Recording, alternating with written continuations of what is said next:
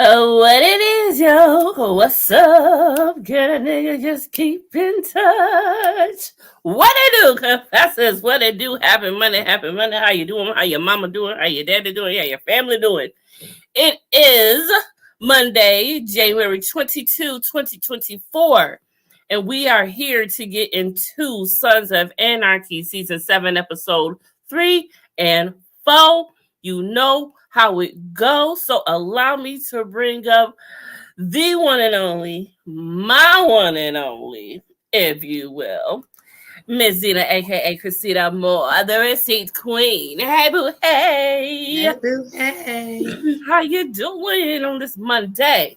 Girl, trying to stay warm. What is the degree where you at? Let me look. What is the temperature? It's cold. That's what I know. Cold as hell. That's the temperature. It's 35 and hazy. And we over here had a little precipitation today. We over here at 32 and cloudy. Yeah. Someone was saying something like there's supposed to be some icy rain coming here. I bet you might not be at work tomorrow. Man, let me tell you, it was raining last night, and then at one point we had some flurries, and then luckily it didn't. It was some ice this morning, but it wasn't too bad. So now, do y'all get any type of catastrophic weather there? Tornadoes, hurricanes? Yeah, I'm in the tornado alley. Oh, yeah, because ain't that where Dorothy got to Oz? Well, that's in Liberal, Kansas. Just up the road. But, when I first moved down here, maybe within, the first month I was here, we had this big hailstorm, and I mean, it was taking out windshields, back windshields. I think my neighbor across the way just got her window fixed because everybody's cars was messed up. And that was like June, July, and it was crazy because y'all know my ex was taking care of me during the surgery, and I called him and I was like, put the car in the garage. It ain't nothing going on. I was like, put the car in the garage. Man, you know how men be. So by the time he put the car in the garage, it started hailing because it was already hailing bad over by where I was. And when he closed the garage door, old girl's window got busted, back windshield got busted out. She had a nice Pathfinder too. Damn. You know, I'm happy to say, even though we don't know what the fuck gonna happen between 4 p.m. and 6 p.m. and all seasons can happen between 4 p.m. and 6 p.m. in Michigan.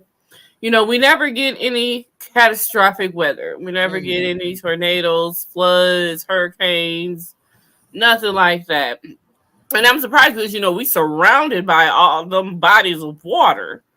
So, yeah, I think the most y'all get is some snow. Y'all ain't really, y'all might have 18 different temperature drops and ups and downs during the day.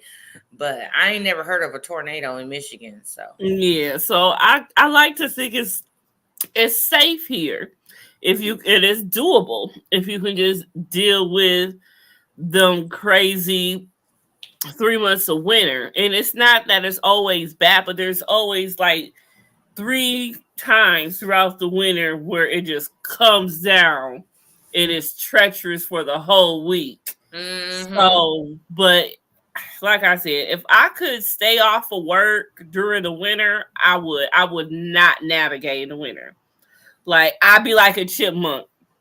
Like during the spring or the fall, I go to the dispensary and get an ounce every month. We'll get 2 ounces every month, one for that month and one to stash for the winter month. And then I gotta go nowhere. Shit, I'm stacking up on groceries and I'm ordering in. Right.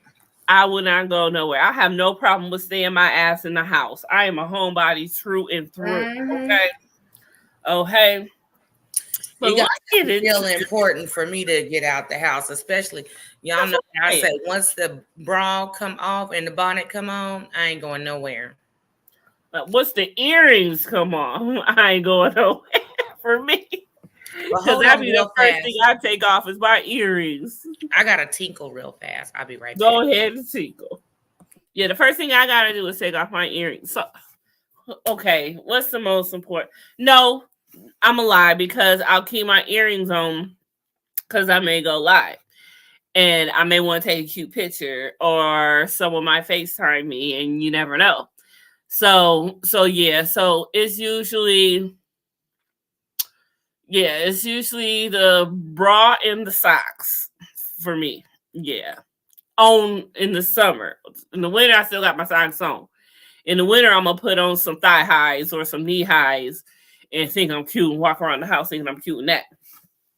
That's the only thing that's the only thing you can wear in the winter to be cute is some thigh highs and knee highs to be warm. I mean, there's not many options. You know, you just gotta be snuggle and cute or just keep your motherfucking heat on to like at least 80 if you want to walk around in a negligee or some shit for your man or some shit and you trying to be cute or some shit. But I ain't trying to be cute for nobody, so I don't give a fuck. I'm walking around in a onesie. The cutest I'm being is some t-shirt and some panties. And the t-shirt is holy, big as fuck. Panties, granny panties, comfortable as hell. I'm here for comfort. I'm sorry. I'm not here for anything else. I just realized I did not tell my mama I was home. And let me tell her before she called because she don't give a fuck. So let me text her real quick to let her know I'm homie. There she go. So yeah, y'all. So y'all know I had told y'all briefly that I just discovered that one of my favorite coworkers is an undercover race car. I'm gonna say race car, but we know what it is. Race car. We'll put car on it for fun. So yeah, race car. And when I go into work, I no longer walk in with him. I sit in my car, wait till they go in. And then when it's time for me to leave, I leave later from my station. I'm trying, and it's fucked up because why, since I've started leaving later, Dina, why these motherfuckers leaving later? They always, who waiting to rush to get the fuck up out of there? Wherever you work. Right. And they usually right on it. 9 o'clock, whoop, they out. I come around at 9 o'clock. They ain't even left yet. So I be like, why the fuck is they staying? Well, girl, yeah. I cannot wait to get transferred. I can't wait to do this job shadow on Friday. Next Friday. I'm gonna make myself like it. Sound like a plan to me. No, and I hardly color coded today. I was straight just talking like this. Usually I have my nice voice, like, hey, Nope, none of that today. Unless you was coming in and you was a visitor or a patient. I ain't fuck. You said I ain't got nothing for y'all. But another motherfucker who don't give a fuck is Jax. Very much so. Boy, these episodes is wild. Disclaimer: this channel does not promote violence because there's a lot in this. Bullying, a lot in this. Or hate. There's a lot in this. Everything said in this video is public knowledge and or allegedly this video is for entertainment purposes only. It is not real. Okay, we go slowly off of what we see on the show and I've heard on social media. There are a lot of things going on in this episode. A lot of them touch this whole season. A lot of them touch on this. So, suicide, bullying, self-harm, sexual assault, teen lifeline, grief support, depression, drugs and alcohol, eating disorder, mental health and abuse. There is a person there on the other side of the phone that can help you and cares about you. Please always understand that. Trigger warning. Um this live is not for the weak. So if you are under the age of 18, you must go away now. We gave y'all 11 minutes before y'all had to leave, but y'all have to leave now. Give the phone to your parents, to mommy and daddy and Uncle Jesse or whoever y'all, or grandma, whoever house y'all over tonight. And let them enjoy this, and like for them if they don't know how, because you know the old ones don't know how to do the technology, and that's understandable because I don't know a lot of the new shit. I just have my nephew come do it, as I'll be telling y'all. So goodbye, and if you are 18 over, you can stay and play, and let's get into it. I hope you got you a drink ready and poured and ready, because we about to get into it. This is season 7, and this is how it goes. It's getting rowdy. Where are we gonna start? That's old. I don't know why that's still there. Ooh, that's old. Oh, why do I still have the old one? Okay, here we go. So now that Jax is straight on the revenge for Tara's murder, and he is believed that the Chinese had something to do with it. We don't see no split a man's head open and all types of shit, and it's just horrible. So let's talk about it. It starts off with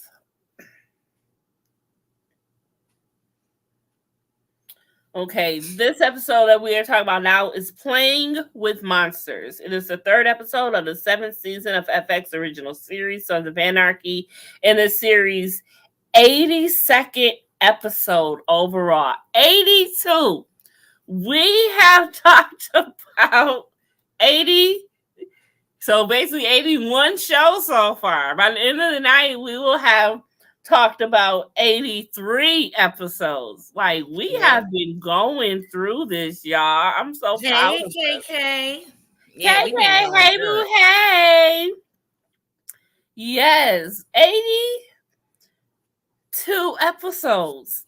I can't believe it. That's a lot of fucking episodes so far.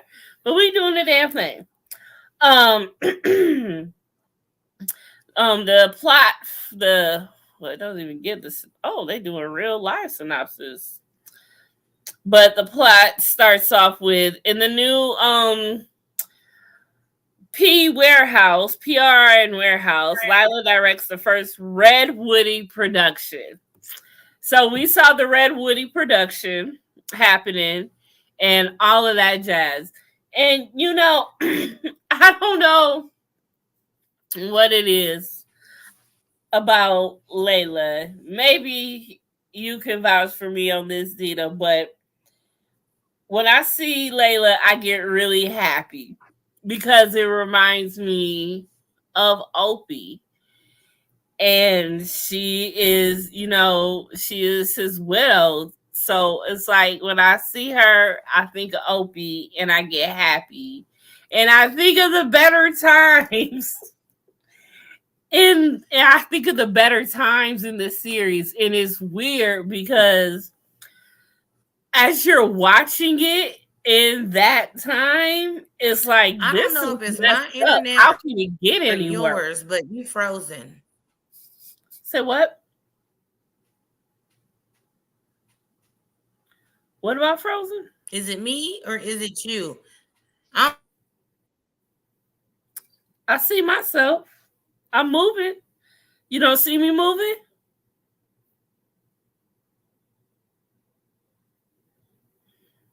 Do you see me moving? See, I don't know if you're talking or not because I don't hear you if you're responding to me. Why your MacBook don't let you be great? Mac is whack. Mac is whack, y'all. Mac is whack. Then I got a MacBook. I always wanted a MacBook because I thought they were cute. How they were just something about them. They're cute. But if that's how they playing with Dina, I don't want one. I stick to this old trusty, rusty. What I got? What is this? This is an HP. I don't know. Hyper. What the fuck? Hyper. High definition. No, that's HD. I don't know what HP is. But I got an HP. And I mean, I don't know how to do a lot of shit on a computer anyway. I don't even know what this baby could do. But it do the little bit of shit I need to do.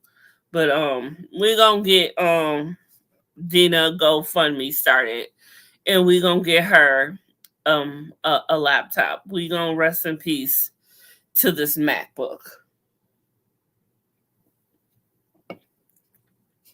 See why Mac gotta be fancy?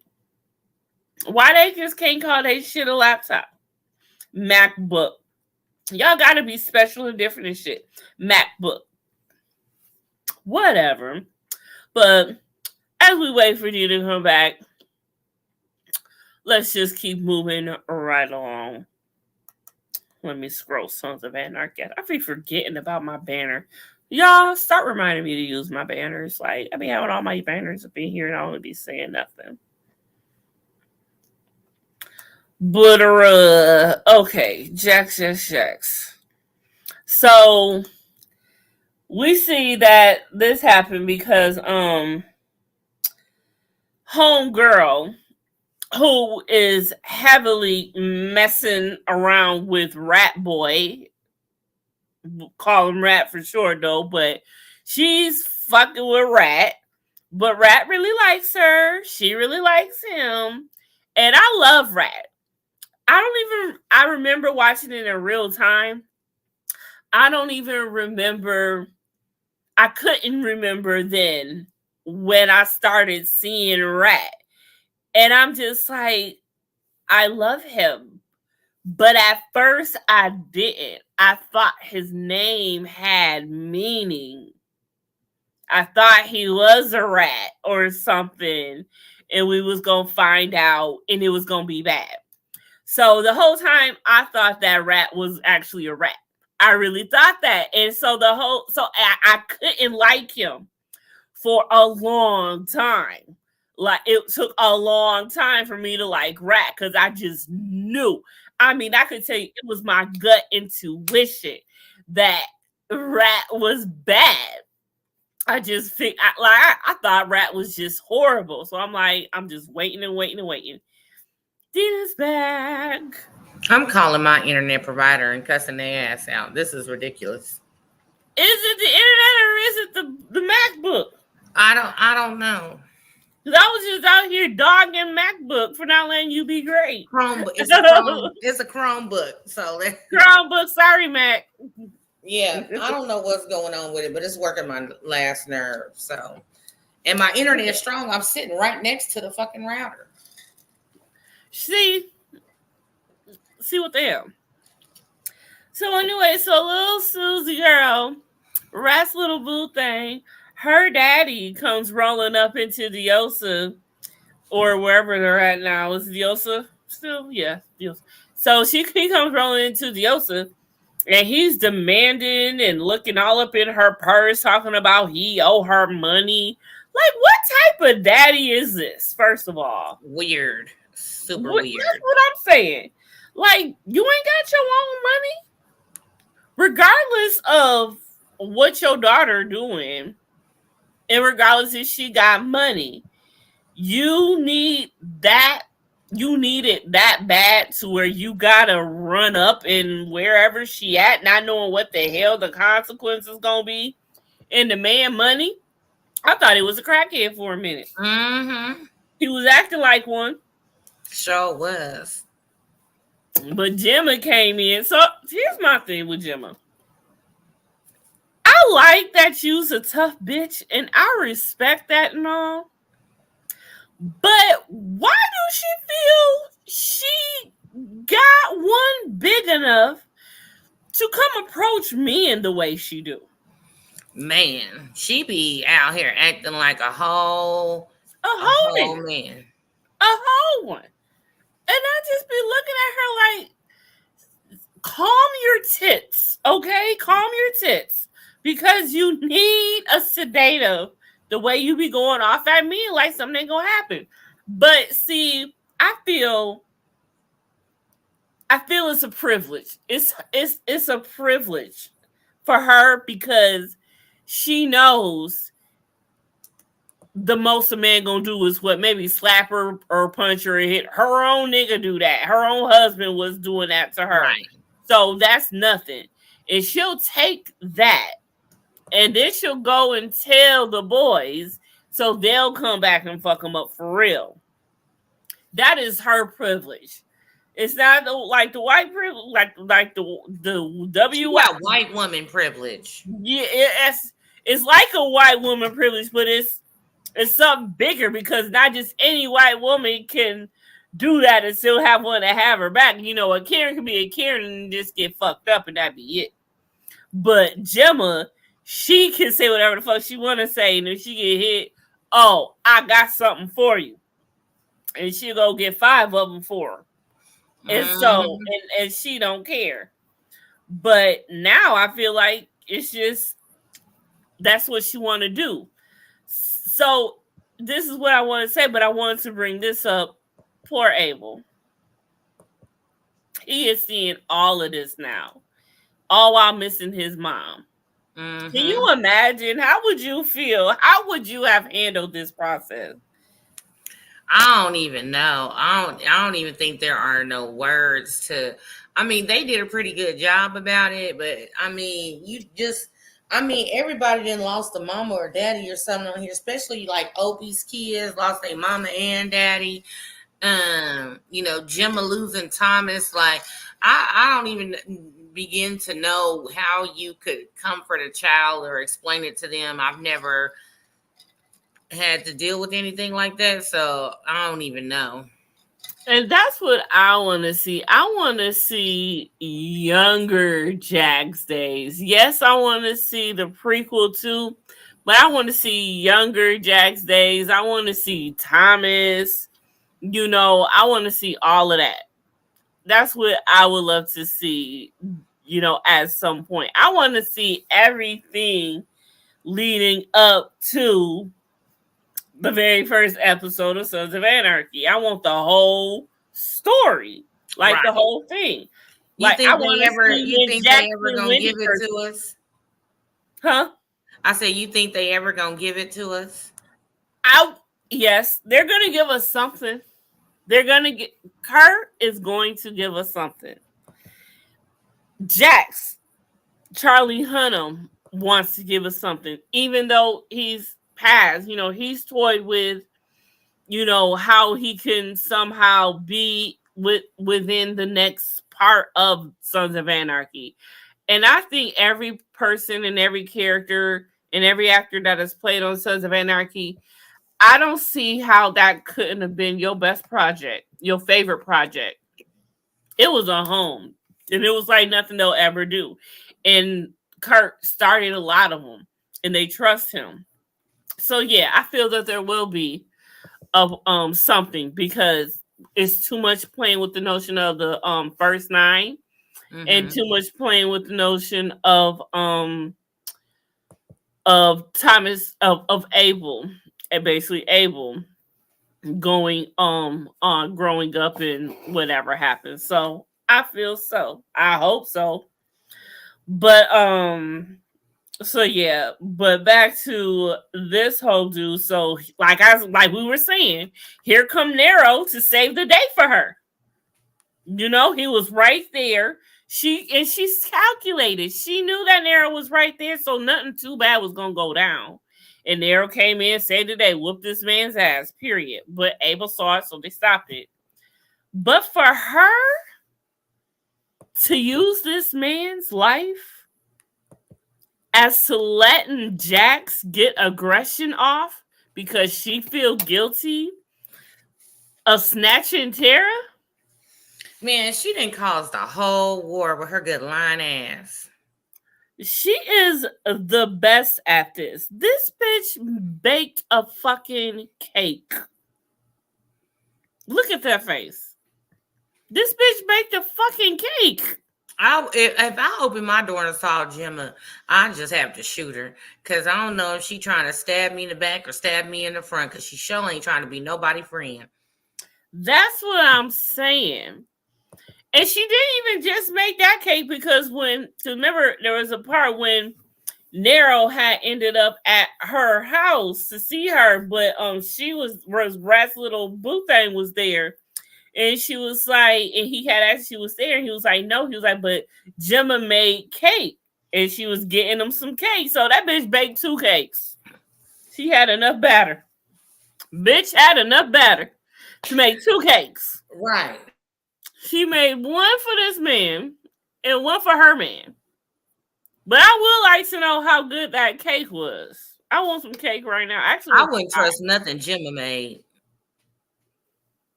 I would only eat Gemma's food if I was physically, actually, literally sitting at her table. Because that is the only way I would know. You never know if Gemma mad at you or not. You know what I'm saying? So it's like, But I know she ain't gonna do nothing with the food. Like for a family gathering, when she be wanting all the family to come together for dinner, that is the only time I know she would not. And I'm fixing my own plate. Matter of fact, I'm finna swap Jack's plate with mine because I know she ain't gonna do nothing to him.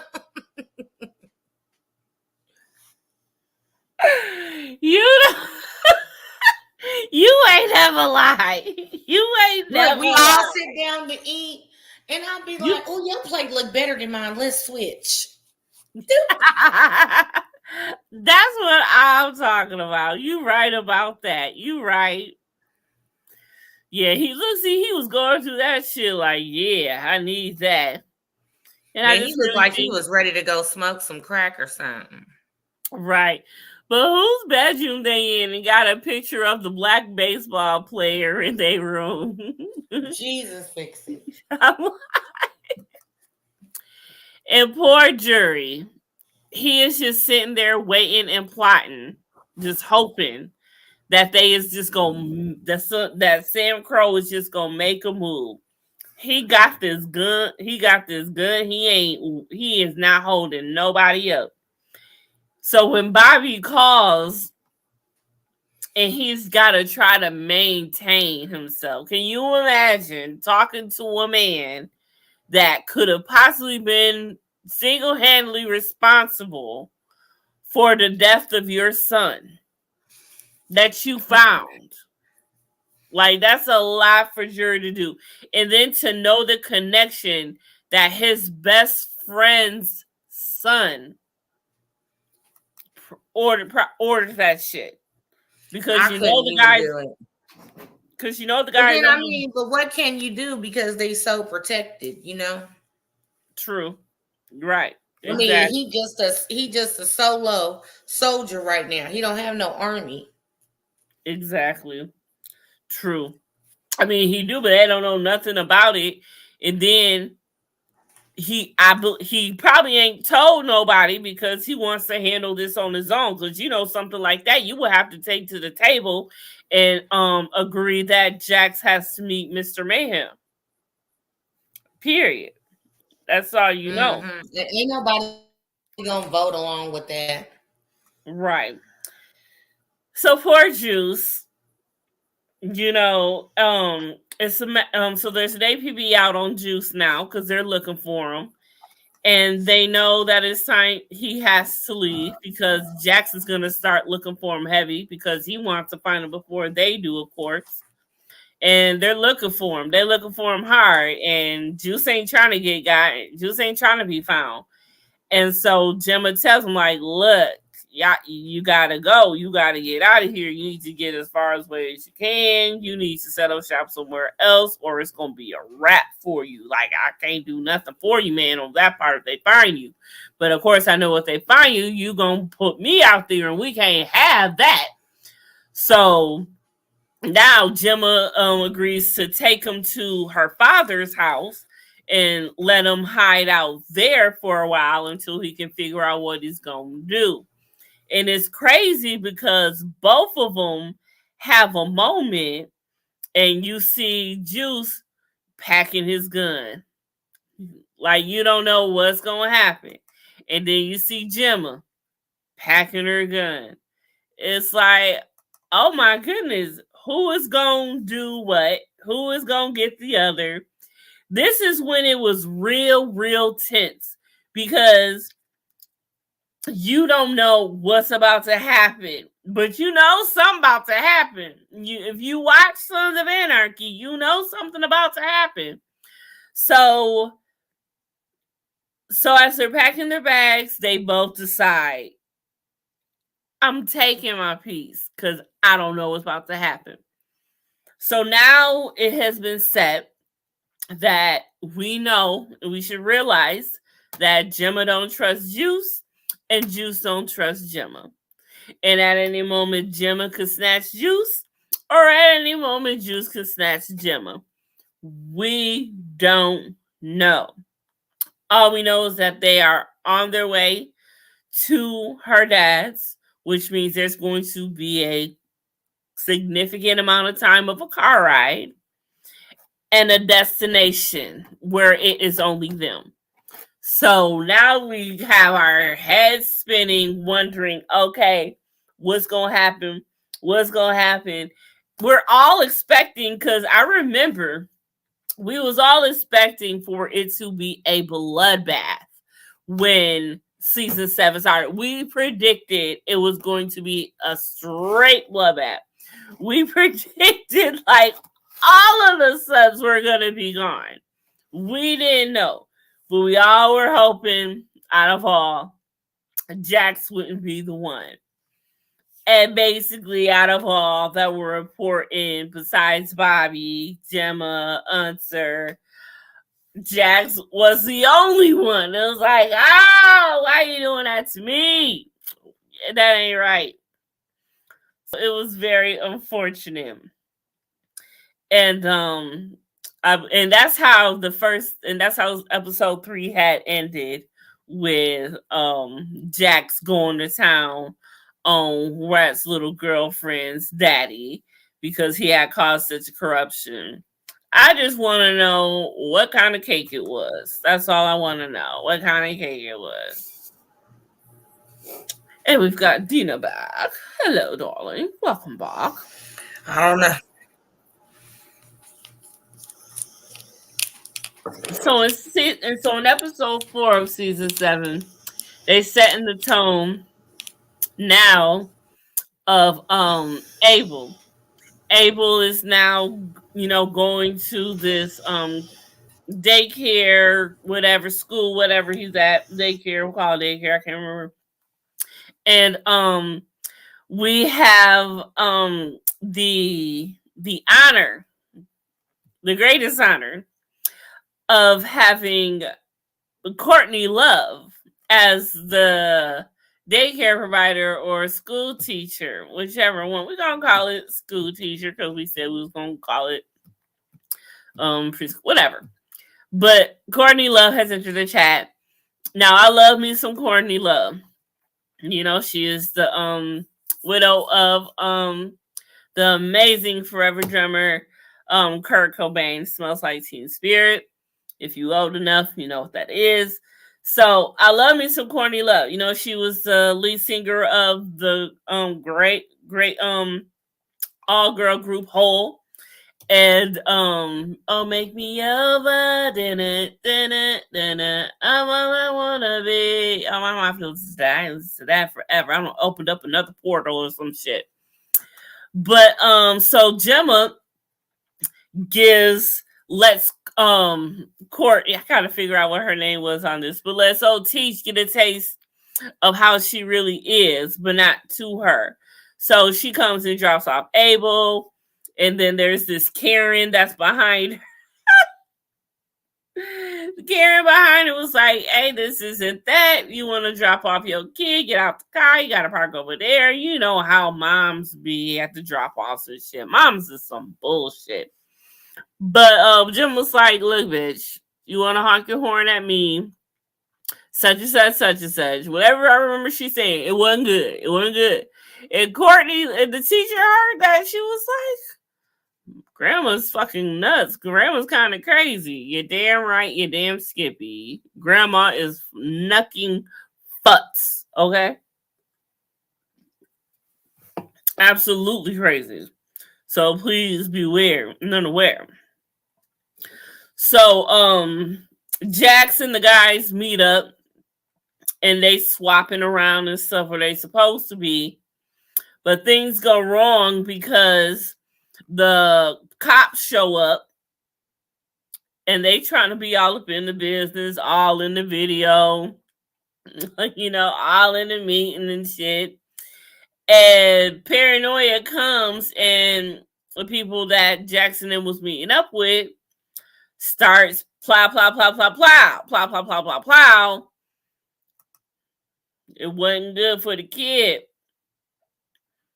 So this poor officer who was just startled, who's having, you know, her partner's biology all over the place in the car after he don't got plowed on.